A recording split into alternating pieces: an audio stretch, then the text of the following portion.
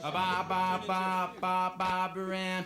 Ba ba ba ba Barbara Ann. Oh ba ba ba ba Barbara Ann. Ba ba ba ba Barbara Ann. All right. Can everyone hear me this morning? Good. Good morning, everyone. Thank you. And I like that. That's the way it goes in church. We get that good morning back. So thank you for coming out here this morning. Thank you for doing this. My name is Drew Hansen. I've served in the State House of Representatives since 2011. I live on Bainbridge Island with my wife and my 2 kids. They are in public school in Blakely, which started about 2 weeks ago to the great joy and celebration in our household. I focus mostly on job issues in the Washington State Legislature. The governor signed 8 of my bills into law this past session, which I haven't counted, but that's probably got to put me in the top 2 to 3% of legislators statewide, certainly first-term legislators. And most of them have something to do with jobs one way or another, either protecting areas where our jobs are under threat, helping people train to get new jobs, and looking for areas where we can expand, so do what we can to keep the economy going. And I'll just give you 3 quick examples. I worked on a couple big bipartisan bills with a Republican representative from Whidbey Island to get big, old, dangerous boats out of the water. We have this real problem in Washington State where we'll have old barges or tugs or fishing vessels that no one's taking care of. And when they go down, they can put the shellfish beds out of business for weeks. And that happened over on Whidbey Island. And so my legislative colleague and friend, Norma Smith, a Republican representative, and I worked very hard on a bipartisan proposal to help get those boats out of the water, protect those jobs in shellfish and recreation. Another example, I worked on a big bill with Chad Magendoff, a Republican representative from Issaquah, to help more kids learn AP computer science. This is where we have a lot of good, high-paying jobs with the Navy, on Bainbridge Island with Avalera, in the rest of the county with Paladin, and then of course with all the jobs in Seattle. We worked together on a big bipartisan piece of legislation to help more kids study AP computer science in high schools, and it's working. We're having a little uptick in the number of kids who are getting trained to pursue computer science as a major. And finally, just one last one, and one that's big on my heart. We heard some complaints about veterans coming back from service and not being able to get into the college classes that they needed to complete their degree. And this might not seem like a big problem because college classes are crowded and lots of people can't get into their classes. If you're a veteran, you can end up losing part of your GI Bill funding, which can include your housing allowance. So it is very possible that if you don't get into that class that you need to pursue your degree program, your housing allowance is going to get cut, and you can end up with real problems. So we worked on a big bill to make sure that veterans could get to register early for college courses, just like student athletes do. This bill's gone into effect. We've heard some very good reports. People say at the veteran centers at the colleges, the veterans hear about early registration, they come in, and then they get hooked up with all the other services we offer veterans. So we're making some progress, I feel like, with legislation that I've been personally responsible for. I mean, none of this is the biggest legislation anyone's ever heard of, but they are small and real things that we can do to help keep our economy growing. Thank you very much. Well, good morning. I'm James Olson, and I also am running for the 23rd Legislative District, and I endeavored to give Mr. Hansen a chance to retire and spend fine time as a lawyer and with his family. As an introduction, I am a reform conservative. I'm greatly concerned about the fact that in the United States, we have 92 million people who are unemployed. We have far too many people unemployed in Kitsap County and certainly in the 23rd Legislative District. That is my big concern. Now, the legislature and members in the legislature who are running for re-election can cite various bills they passed, and that all is good.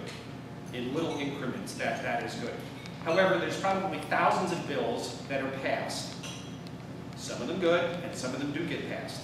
However, really what is underlying the state of Washington is the need for fundamental reform. As my message says, what we need is real reform. Yes, the agencies in Olympia need serious reform. We can do little things to help the veterans. That's terrific. To get into class earlier. That's nice. What the veterans need are jobs. The government has paid millions of dollars to train our veterans. And because we have a languishing economy in the state of Washington, these veterans don't have jobs. So instead, what they have to do is go from being like PhDs or highly trained individuals back to the community college system to get retrained in something. That's not right. A little background. I have been for 30 years, when I was in the Coast Guard, a citizen sailor.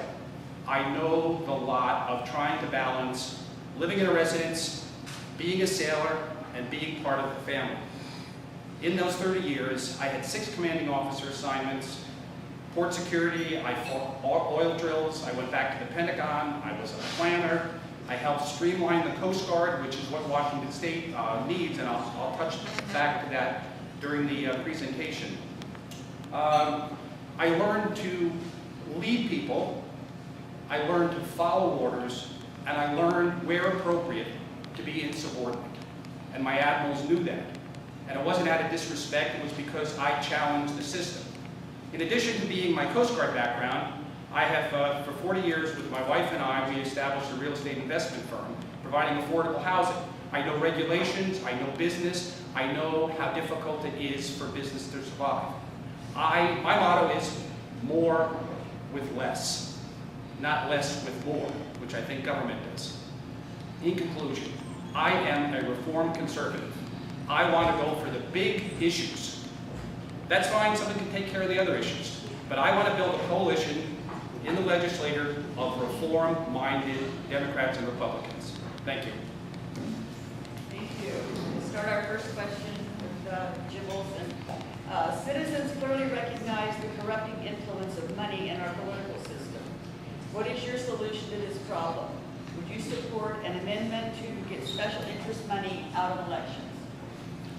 Well, if that's a veiled question about Citizens United, no, I don't think the Washington State Legislature should be passing an amendment restricting Citizens United.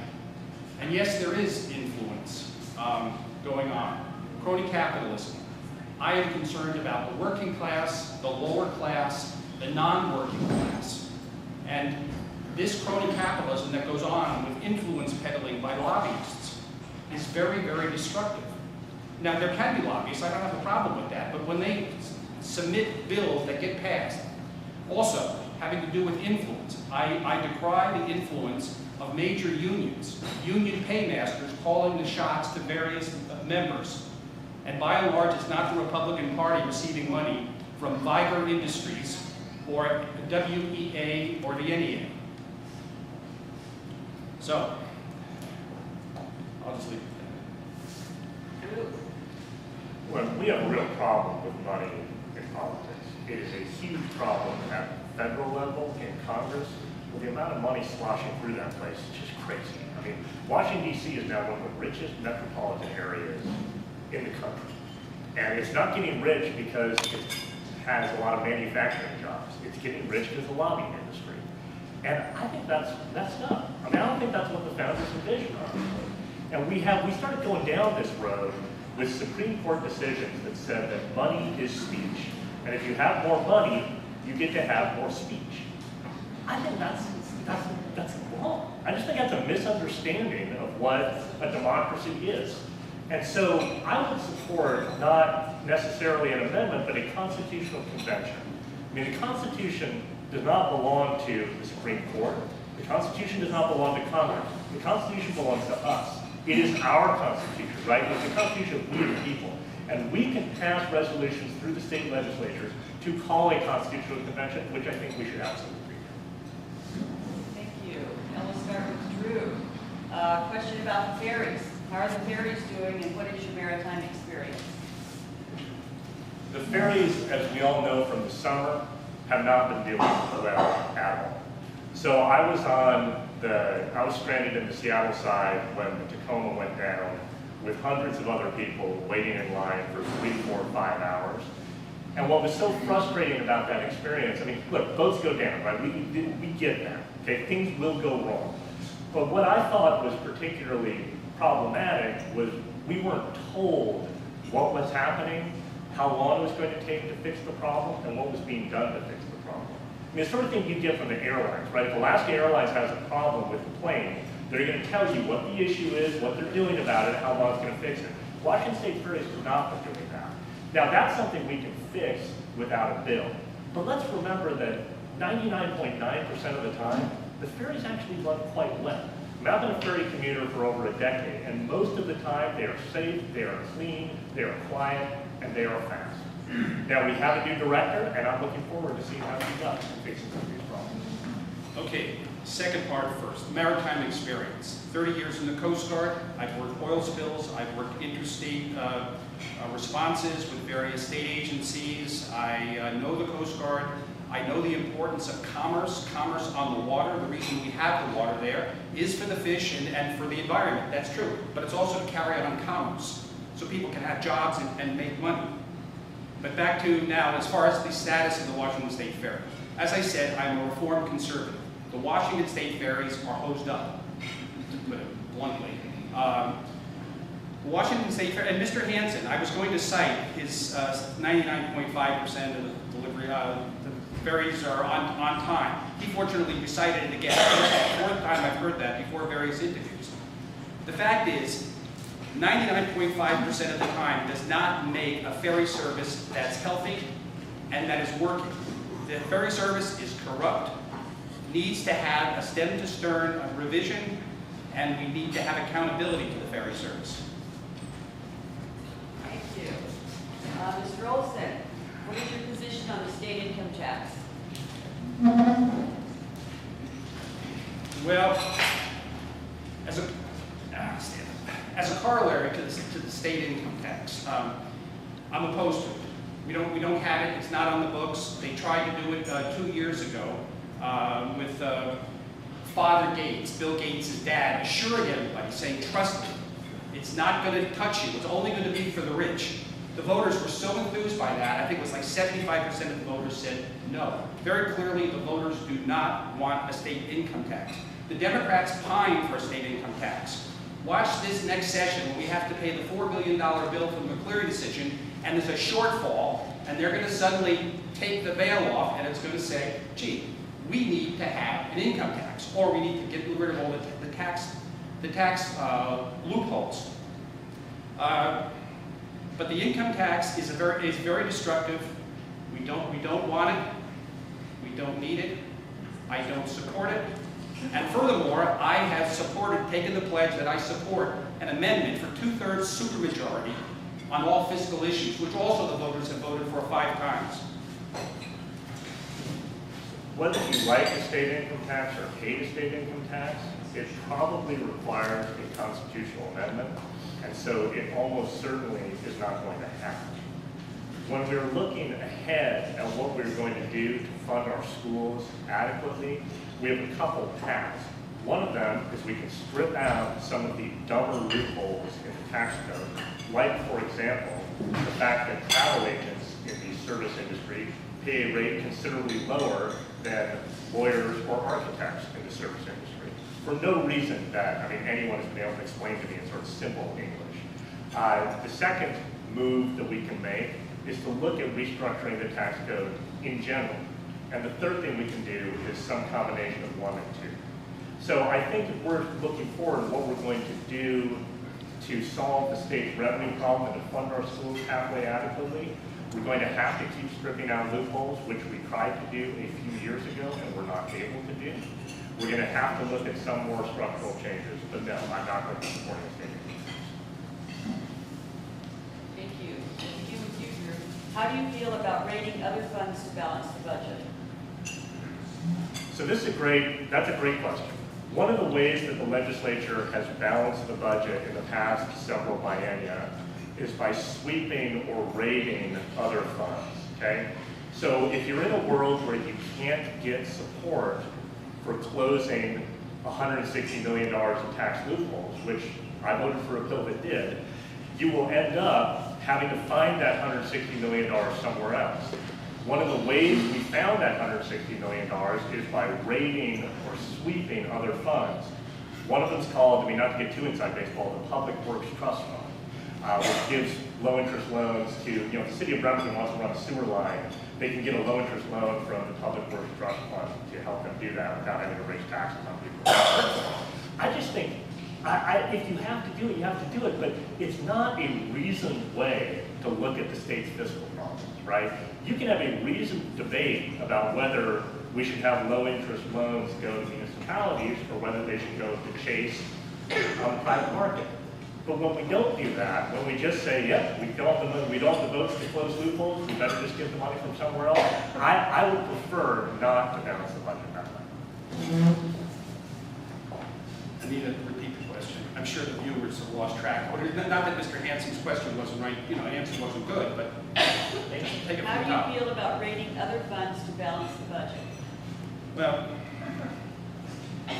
first of all, I believe our state budget, it's like a family budget.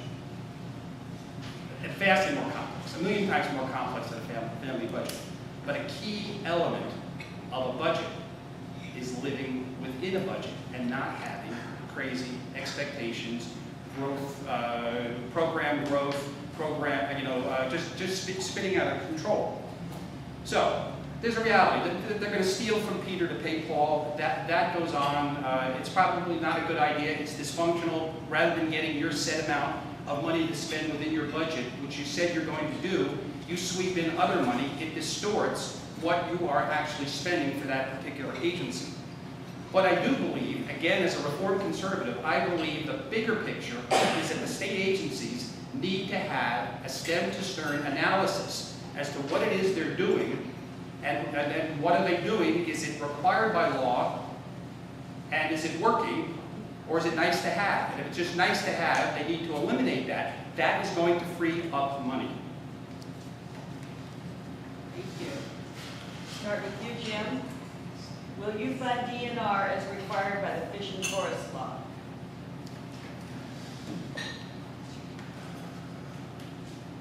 I must admit, I don't know what the Fish and Forest Law requires DNR. So, I will back up 5 yards and prepare to throw. And that is to say, I'm very concerned about the environment. I'm very concerned that the state, as the stewards, the good stewards of the people's state, the lands, the waters, the minerals, everything, take good care and take proper care of it. So if that's the law, that law requires the DNR to fund that and do that, by all means, they need to be doing that. I'm an environmentalist. I've planted millions of trees. I care about. I'm a boater. We've got a beautiful area. So, and also a lot of the DNR, the resources, the land resources, end up funding our education system. There are our long-term cash cow. So the Department of Natural Resources is one of the agencies that's good to think about when we talk blithely about cutting government, right?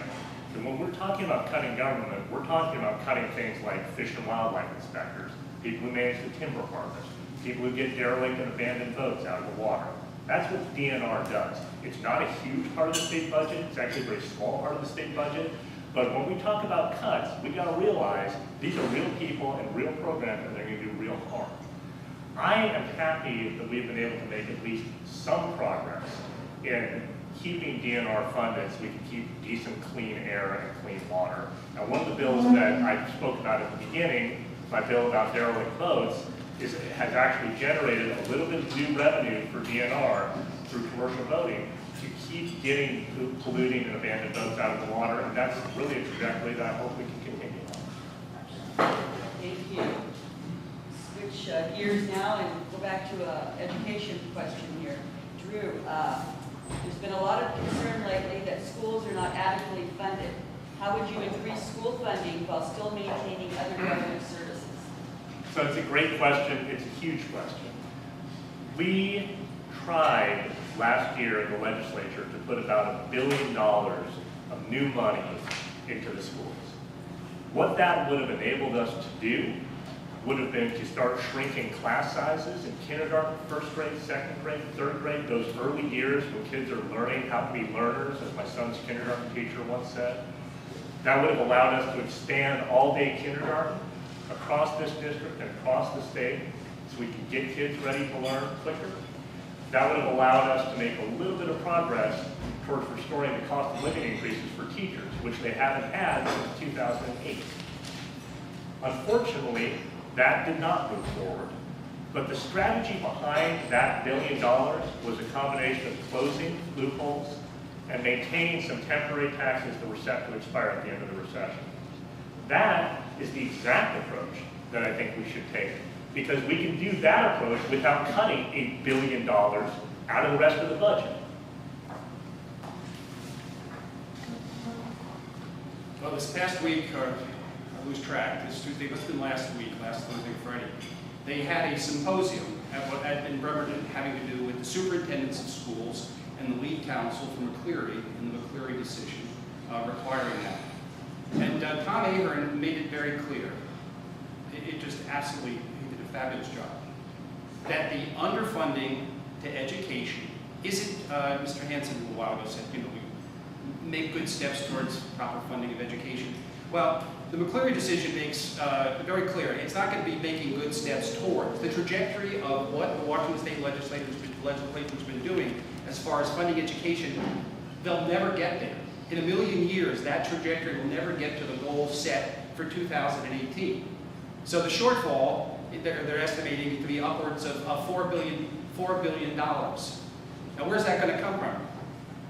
Well, I don't know where it's going to come from. Oh, I'll tell you where it's going to come from. It's going to come from the state.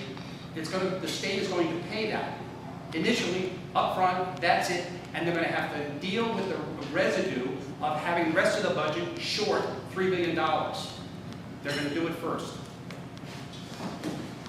Start with you, Jim. What is your position on the Pit-to-Peer project?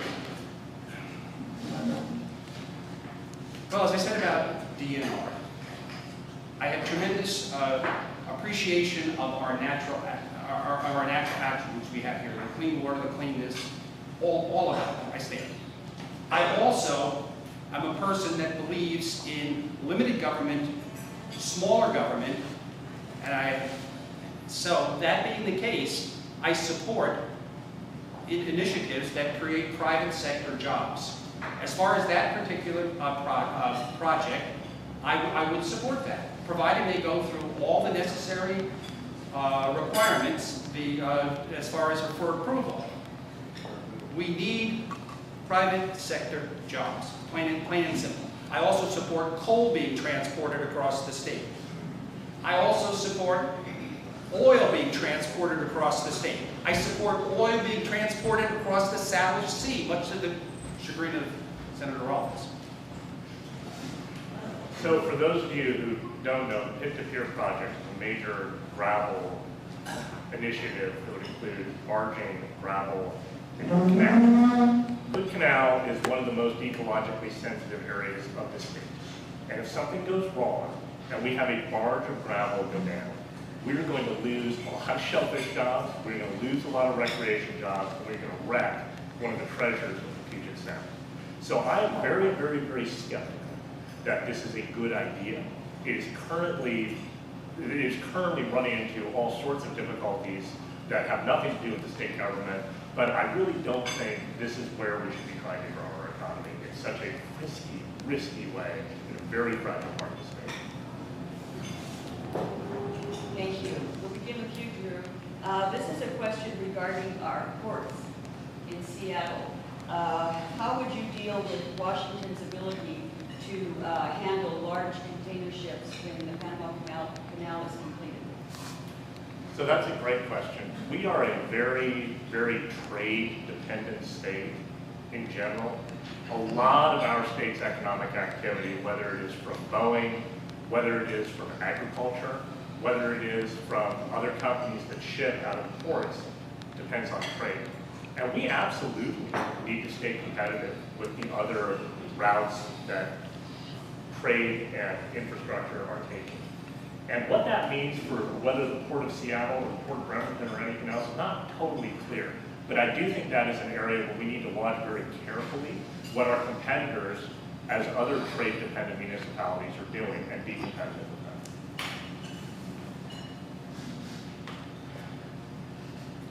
far as Seattle goes. I believe the port is absolutely vital. Again, as I said before, private sector jobs, and they're union jobs, but they're a tremendous source of income to the state of Washington. I support, apparently they received some additional funding, probably federal funding, having to do with making the cranes larger to handle the new super wide vessels that are now passing through the Panama Canal. That's excellent.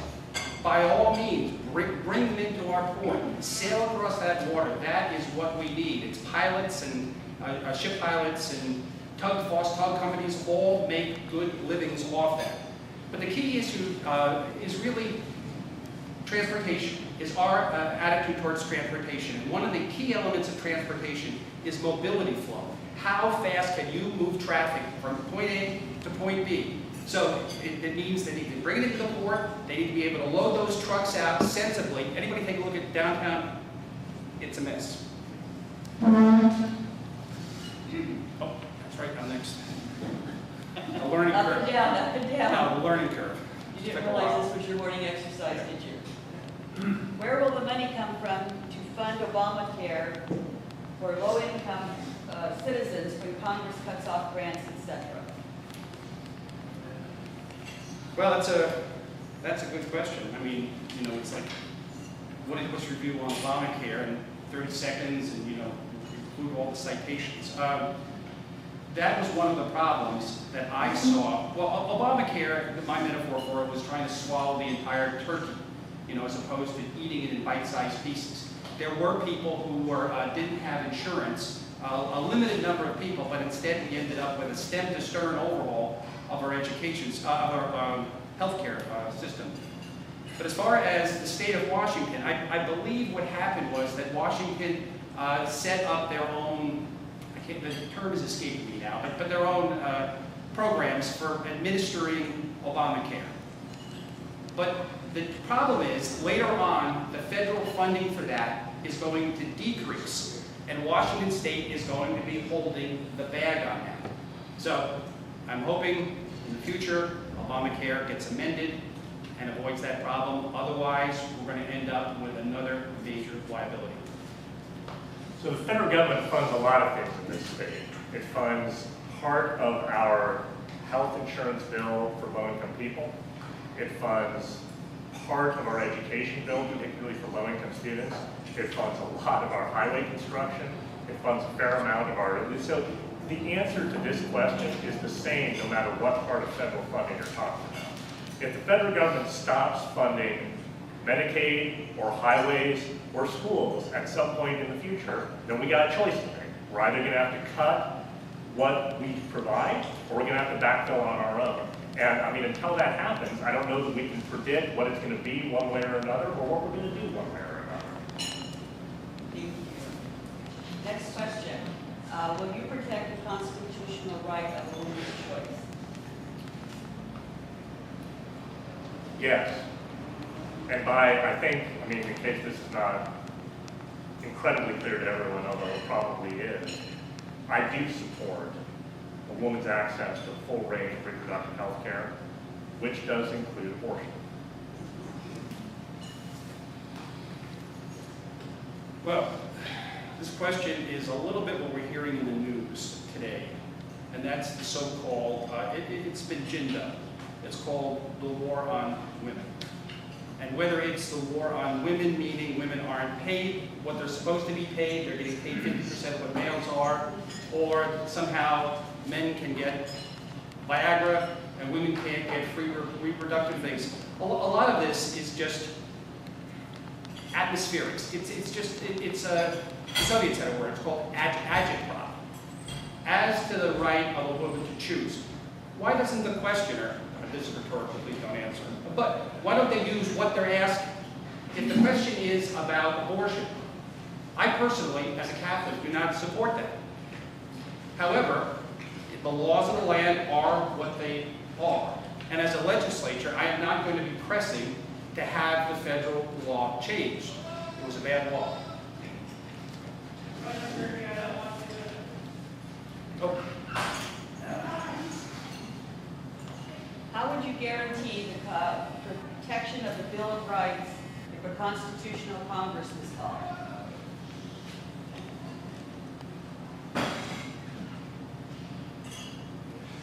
Again, this is, you know, 1 minute define world hunger.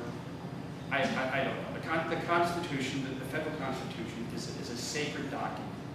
Any attempts to amend it or to set up a new Congress to take a look at it has to be done very, very carefully. And I'm not suggesting that there aren't areas where we might take a look at it and improve it. But I would be reluctant on that. And the Constitution is sacred. I defend Second Amendment right to bear arms and First Amendment right of religious freedom, as well as all the other amendments. So that's a great question. If you call a constitutional convention and you want to make changes to the Constitution after the convention, you still have to pass a very, very high bar of getting through state legislatures. So I think as a practical fact, no one, I would hope, is interested in repealing any part of the Bill of Rights, because that would be stupid. But it is a chance for us, 250 odd years into our experiment of self-government, to look at the Constitution and talk together. What kind of nation do we want to be? What kind of nation do we want to look like? And I think that's a conversation that is long overdue, particularly as it relates to the role of money in politics. Just say to ourselves, look, is this what the founders really wanted? Did they really envision millions and millions of dollars sloshing through lobbyists in Washington, D.C. and buying influence? Is this really what they meant by a government of the people, by the people, and for the people? And I think that's a conversation that is worth having regardless of what comes out of it, and I would be delighted if we could move that forward. Thank you. This is a question about the way the ferries are operated. At Fauntleroy, drivers are handed a ticket and have to surrender it at the other end of the booth. Is there something that can be done to reduce this obvious waste? Well, if the waste is the waste of like printing a ticket and can't get it back, I mean, there are probably other ways we can do this, whether by barcodes or emails or text or something else. I don't know that this is one of the major sources of waste in a $32 billion state budget. You know, not to make light of the question, but generally we try to look at things like this and make changes to run more efficiently wherever we can. And if that is an area where we can save, honestly, even if we can save a little bit of money, I'm all for it. But I don't know, you know, Fauntleroy works on its own regime, which is different, as you all know, from the Seattle to Bremerton, Seattle to Bainbridge regime. And they've obviously decided that works for that particular lineup and that particular terminal configuration. Again, if there's a way to save money and do it a little bit better, I'm all for it. I too am a big believer in efficient government. I'm not going to micromanage as to what's going on. I don't ride the Fauntleroy ferry often, so I really don't know anything about them. However, talking about the Washington State ferries, they need some serious reform. They really do. And the least of their problems might be the waste that goes on with that particular event going on there. In the last Washington State labor ferry worker increase has been 3 times that of inflation over the last 14 years. We have highly paid managers, mid-managers, and upper management that apparently are not doing their job. We recently had 2 or 3 major vacancies done. I think we filled one of them with Pierce County director. So the ferry service needs to have competition, some private sector competition in various areas under the control of the state of Washington. Ferry construction needs to be built anywhere in the country at the cheapest price. Thank you. Mr. Olson, we'll begin with you. How is your campaign financed? My campaign is financed by the salt of the earth. The good people, small contributions, and indeed some of them have been small, and these people have had to struggle to pay that money to me, and I do appreciate it. I've taken no union money. I have taken no money from Viger Industries. And apparently, according to Steve Gardner, Mr. Hansen has, Appleton has, and Ralph Izzo has. And Viper Industries is the sole constructor of the Washington State ferries. I've taken no money from the NEA, WEA.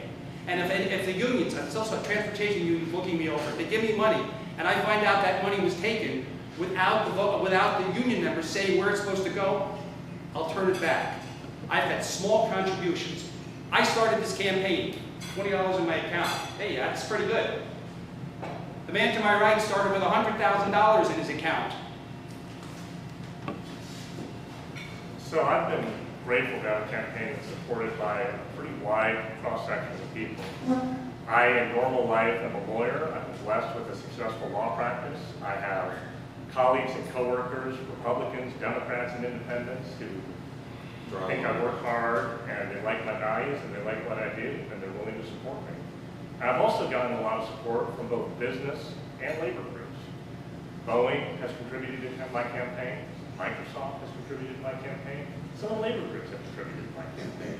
And that's an index that I am able to work with a lot of different types of people and a lot of different types of groups with a lot of different types of agendas, just as I have in the legislature, successfully working across party lines to actually get legislation through into the governor's desk.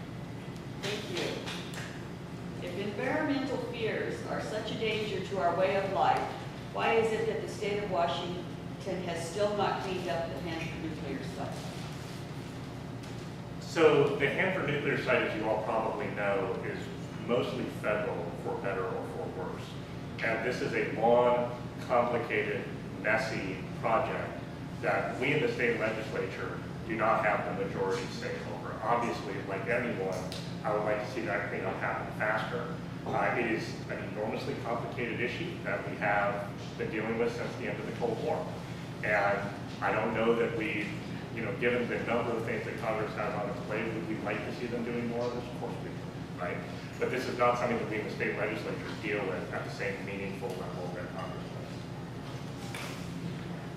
does. It is a complex issue. Hanford is very complex. And I think one of the subparts of what makes it complex is there has been a plan underway probably for 10 or 15 years opposed by a variety of people.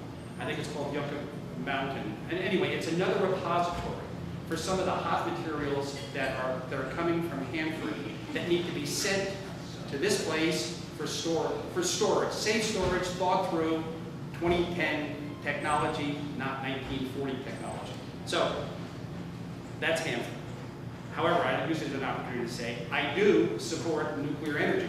That is a fabulous way to get no carbon emission energy. It also has to do with jobs, and it's something that we can do. And again, that is also hampered by this Yucca Mountain as far as a repository. Cleanups are very expensive, and I wish them luck down there as far as getting Hanford, but I'm not holding my breath on getting that taken care of. However, nuclear energy.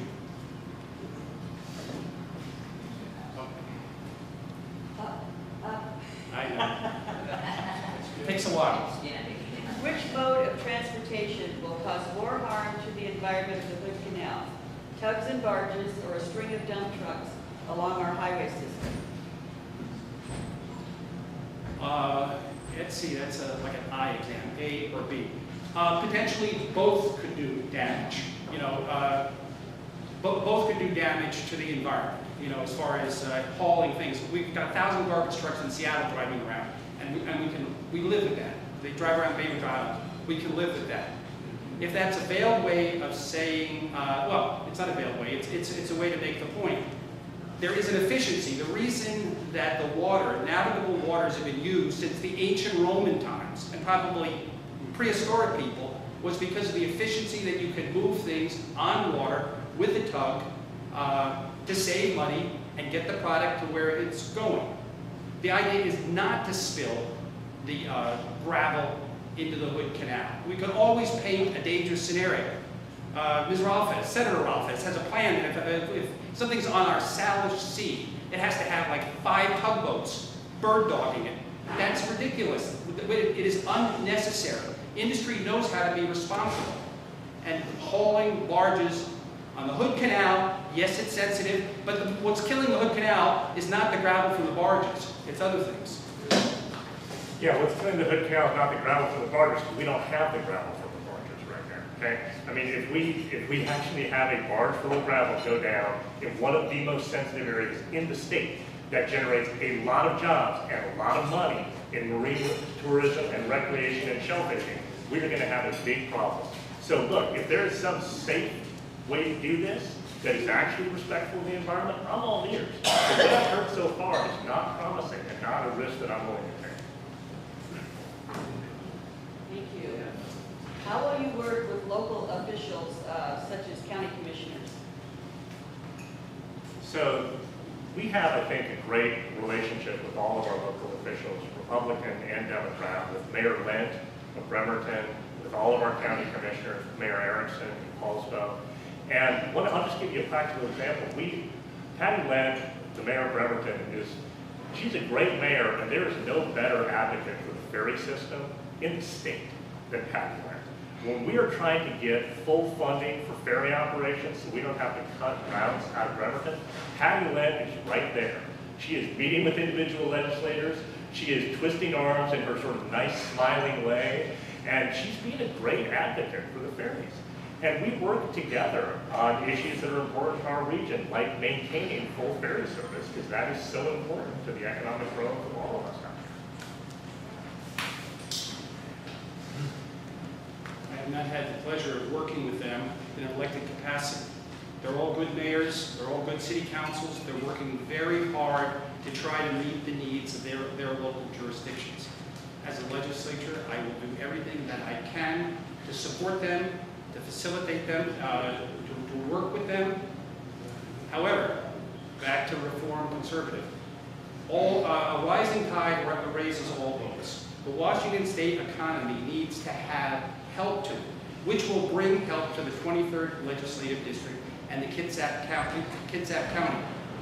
Back to the transportation plan. We need to pass the transportation plan. There are some transportation bottlenecks.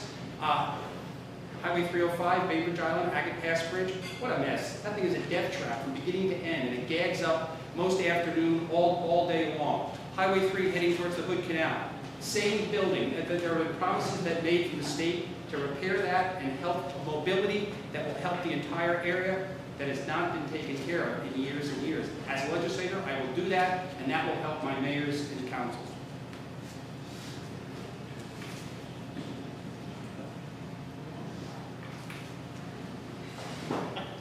Right. What are your strategies? Why don't we just stand all the What time? strategies would you use to work across the aisle in Olympia? Well, the strategy that I would use, again, it's right there. It's called real reform. I would find the Democrats, the independents, and the Republicans who are reform-minded individuals. Work with them to form a caucus to try to go to the various agencies I talked about, DSHS, Washington State Department of Transportation,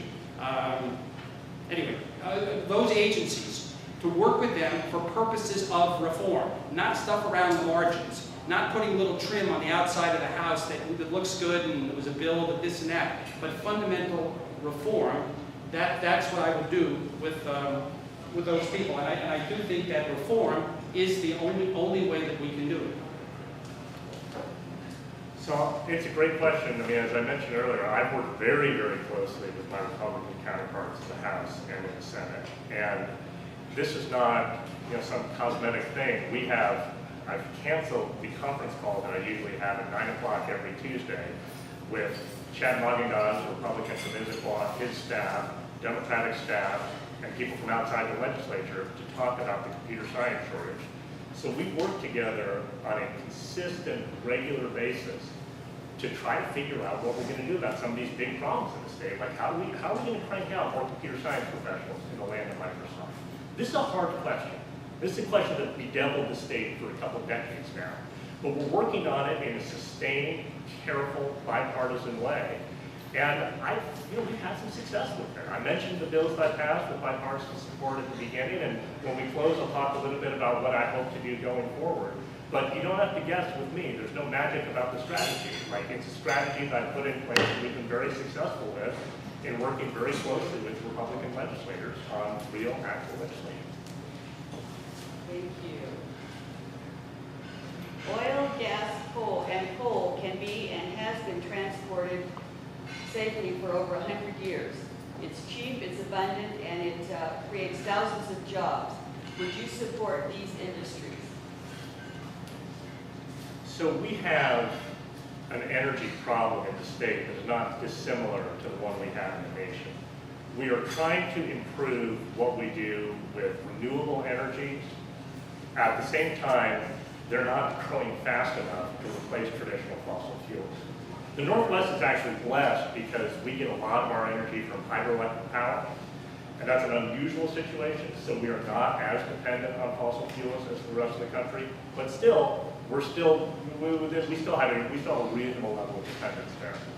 So in the near term, I don't think there's any realistic alternative to all of the above as sources of energy. Now, do I think we need to depend less on coal than we do? Yes. Because as far as we know, that is one of the contributors to warming the planet and changing the climate. And I do think that is something, at least for our state acting alone, is something that we can do. That doesn't depend on any other state, doesn't depend on any other country. It's something that we can do alone, and something that started some years ago with Phil Rockefeller. Oil, gas, coal, that's correct. The questioner is correct. They've been transiting our state and transiting our country since its beginning. They're all vital industries. They all have to do with the lifeblood of what fuels our particular economy. Our current government and the party opposite, the Democrats, have a particular green agenda having to do with saying we're going to run out of fuel. We probably have enough carbon-based fuels to last hundreds of years. I don't have a problem with that. So, we do run into a problem when we have Governor Jay Inslee, and Mr. Hansen supports this one. That's just a tease. I'll tell you what it is. It's the low carbon fuel standard, that he wants to take fuel, take the bad things out of fuel so the carbon imprint or the carbon damage from the fuel goes down. However, the studies have shown that that's going to cost anywhere from $1.27, and this is independent, to $22 a gallon to save carbon emissions, where we produce 1/3 of 1% of the world's carbon. That's ridiculous. Mr. Olson,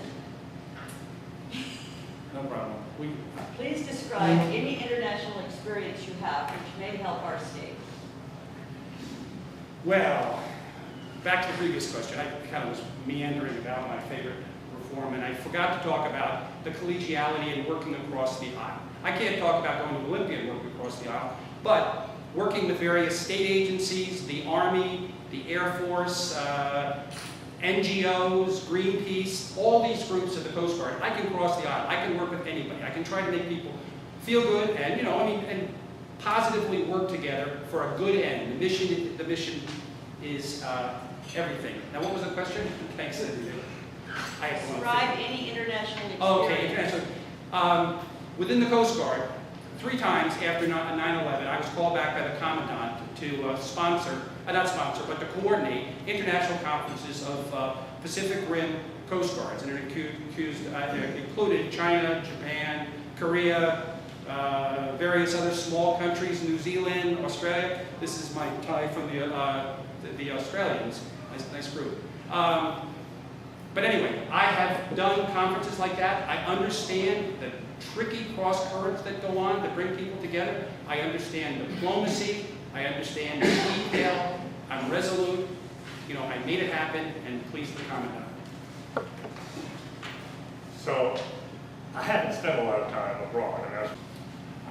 Thank you all for being here today. Thank you to the Chamber for hosting this. And this is, look, it's a credit to our district that all y'all are here at 7:30 in the morning and up, because this is what makes the country work, right? What makes the country work is people are paying attention to public issues and willing to debate on public issues and ask questions on public issues. So thank you for doing this, and thank you to the Chamber for making it possible. I spoke at the beginning of our time this morning about what I have done in the past term. Let me look forward to what I hope to do if you all will entrust me with your vote again. We have a real problem in this district and in this state, where we are not getting people trained fast enough with the kinds of skills they need to get decent, well-paying jobs to live a better life. I mean, the country's not a complicated place. The country's a simple place. The country's built on hard work, strong families, people have a fair shot at life. And the problem that we're having is we're not doing enough to give people a fair shot in life, particularly in some of these areas like computer programming, where we're creating jobs hand over fist in this state. And we're not doing enough to make sure we have programs at Olympic College or elsewhere, or at the high schools, to teach kids how to be computer science professionals, how to be coders. That's something I've been working all summer on with my Republican colleague from Issaquah, who's a Navy vet and a Microsoft contractor. And Lord willing, if I'm back there, we're going to roll out a big bipartisan initiative to try to train more people for the kinds of decent jobs that our state is creating and that keep our country and our region growing and strong. I would be grateful for your vote in the fall. Thank you for having this forum, and thank you very much for your time. Andrew?